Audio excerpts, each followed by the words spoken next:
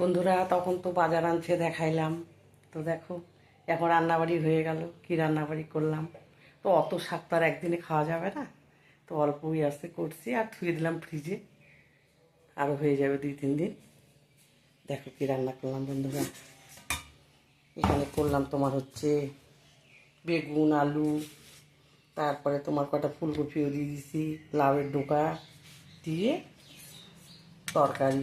এটা লঙ্কা কাটাই তরকারি, যার জন্য তো কালার হয় নাই বন্ধুরা, কাঁচা লঙ্কা দিয়ে করছি তো ঝোলা ঝোলা আছে। নতুন জিনিস খেতে ভালোই লাগে, যে এইভাবেই করা যাক। তো এই যে লাউয়ের ডোকার তরকারি করলাম, একটু ঝোল ঝোল রাখছি বন্ধুরা।